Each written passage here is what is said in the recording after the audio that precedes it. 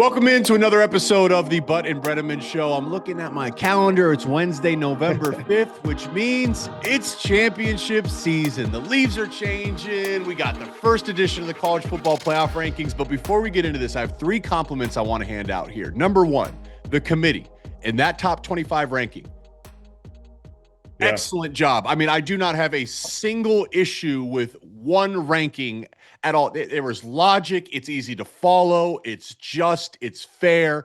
I'm all for it. Number two, the interior designer of the kitchen behind you, Adam, did a great job. I love the organized plates that are also on display. It's inviting. And then number three, to Mother Nature for bringing in the natural light. It makes it really brings out your eyes, Adam. So it's great to see you. I'm kind of glowing. I'm glowing this morning. I'm in my parents' kitchen. I came home yesterday for a couple of things. So I have no midweek game this week, Jake, which allows you to do. I had a couple of things at it. 4 weeks of midweek games. There were a big to-do list. You know, what are you doing with your time?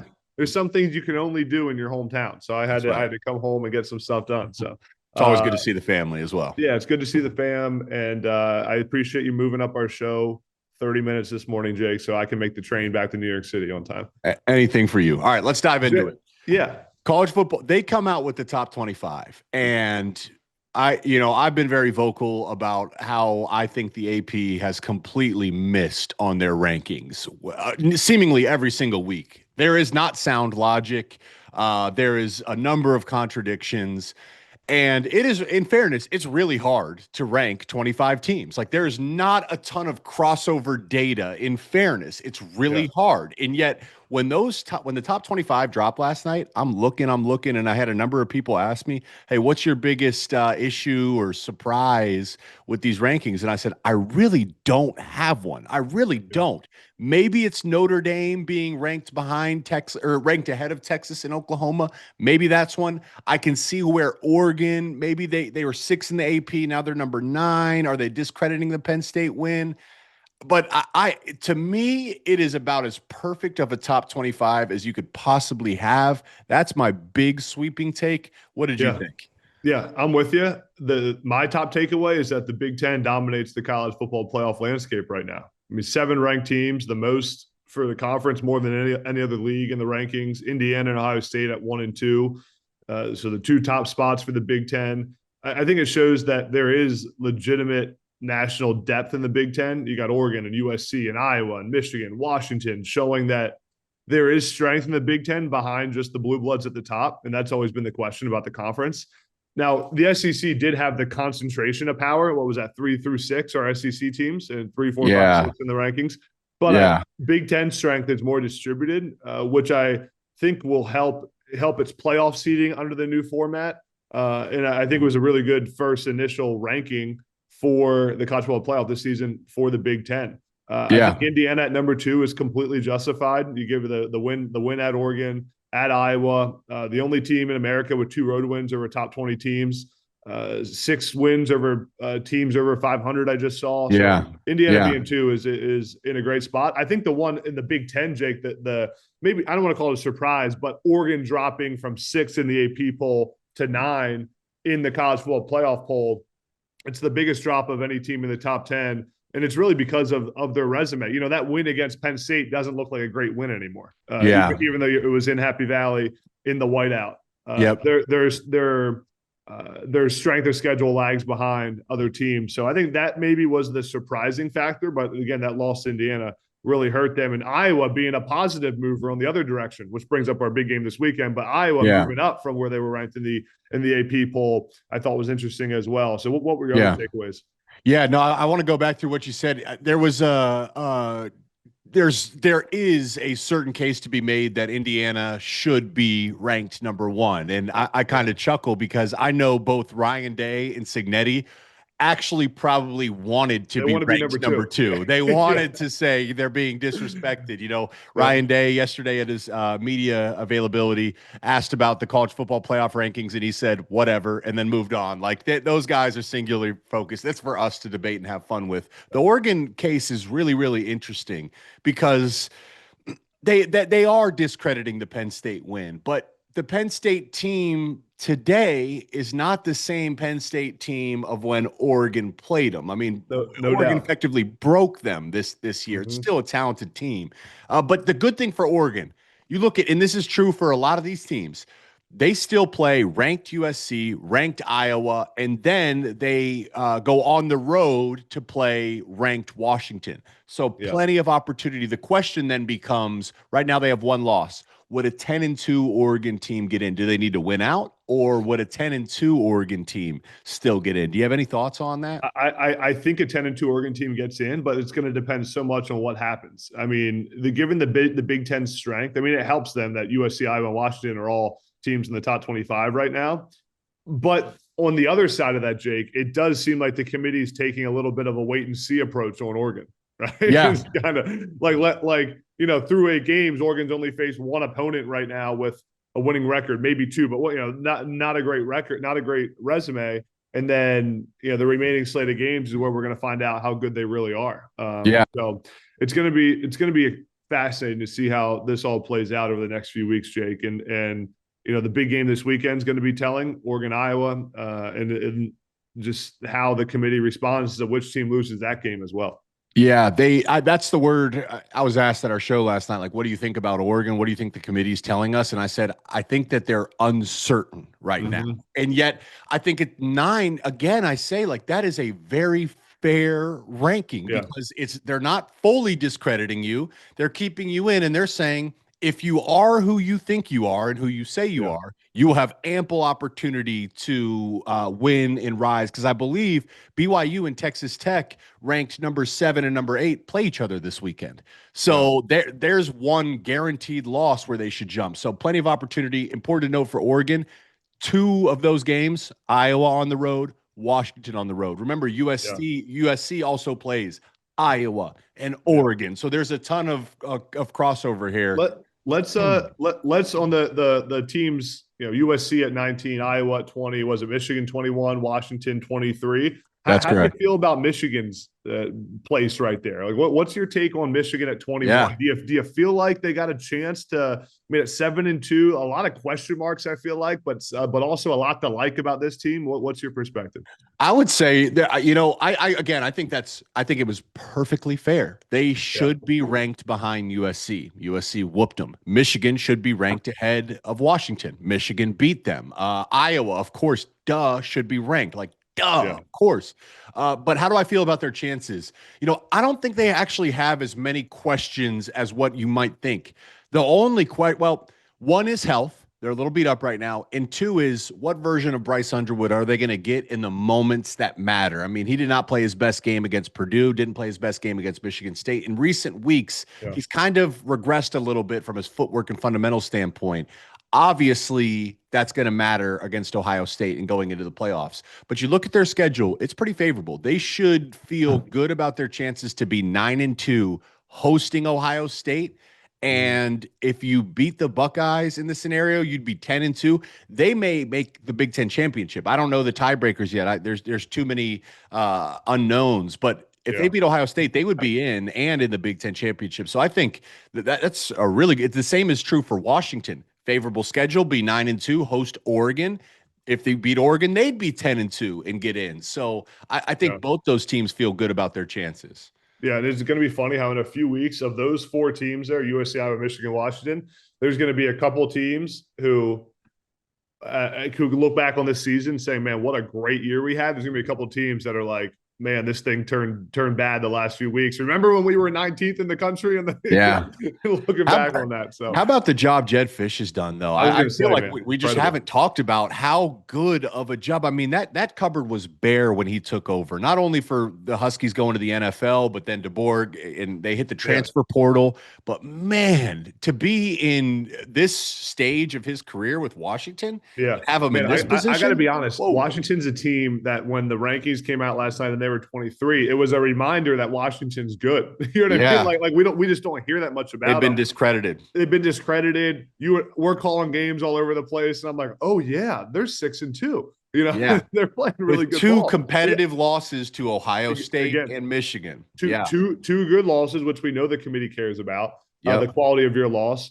I think the one thing Jed Fish has done watching a couple of their games this season is, man, he's rebuilt the trenches well at Washington, which was their issue the last couple of years. Like he's built that offensive line and that defensive line to be able to compete in the Big Ten. And it's not easy to recruit offensive linemen and front seven guys out to Washington. Like a lot of those guys are in the Midwest, they're in the South. To get them, it's not an easy place to build. That's why the Pac-12 had, before the teams moved to the Big Ten, it's why the Pac-12 had trouble, was always known as like a bad defense, bad offensive line play conference, but he's done a really good job. That's recruiting, evaluation, but it's also development, because those guys are often, you got to build them into your program. Yeah. And, that context of that is important because they lost to Michigan on the road. They have good starting trenches, but not a ton of depth. When they lost to Michigan, they were out without their left guard, both left tackles. They had one healthy tight end. Jed told us at halftime that his entire halftime time allotted was spent talking to his coaches of like, what plays can we even call here? Because we don't have the healthy bodies. Yeah. And yet they were still competitive with Michigan into the fourth quarter. So a fun, this is the advantage of the 12-team playoff. It makes for a fun and chaotic November. Starting this weekend, Oregon going on the road to Iowa. I just want to give you the floor, man. Clearly an important game. Both teams coming off a bye. There's some similarities, but also differences in terms of scheme. What are you looking for in this matchup?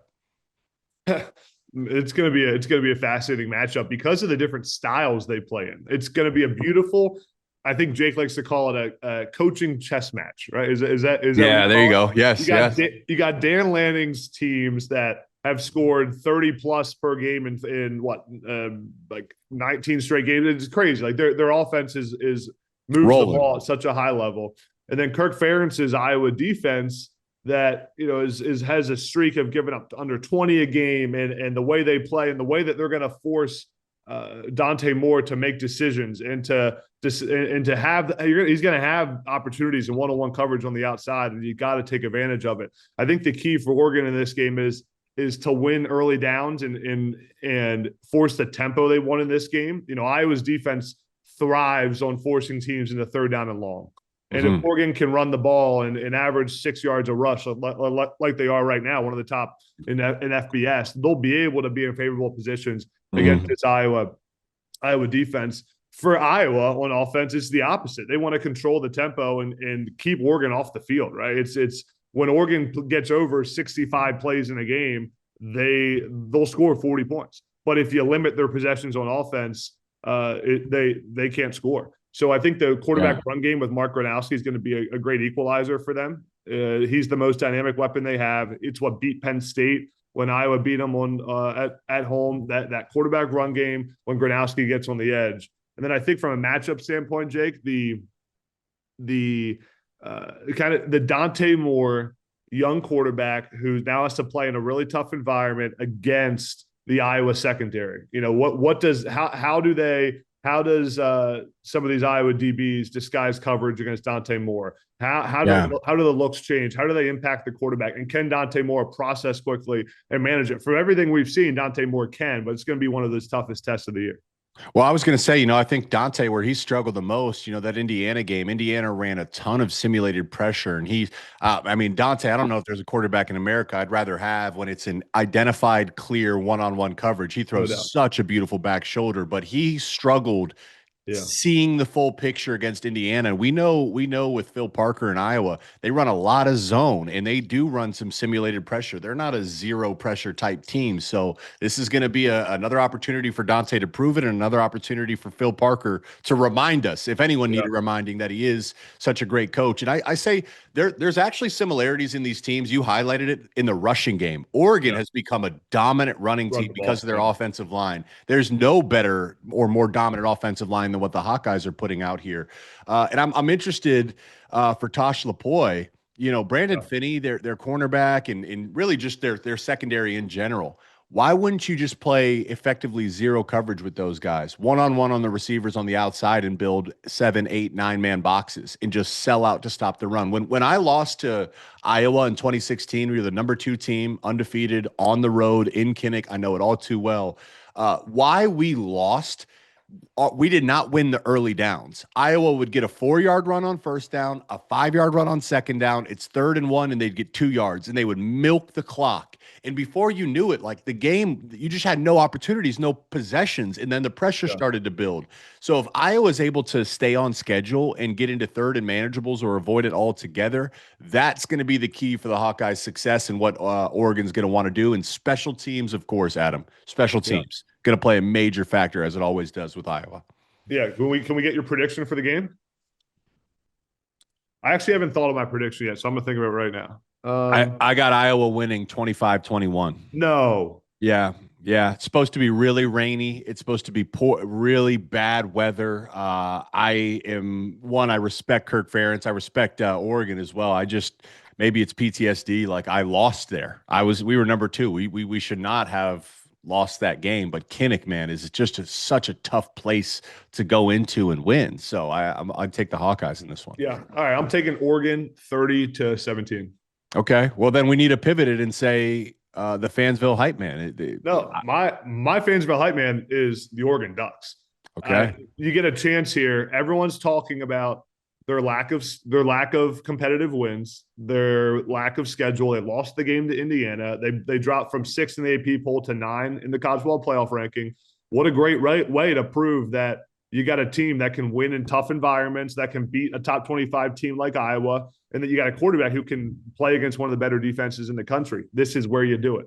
On the road at Kinnick against Iowa. What a great opportunity for Oregon. What a great opportunity for Dan Lanning. Great opportunity for Dante Moore. You go to Oregon to play in games like this. Yeah. At Kinnick against Iowa. It's going to be fascinating. And Oregon Ducks, my Fansville hype man. Who you got, Jake?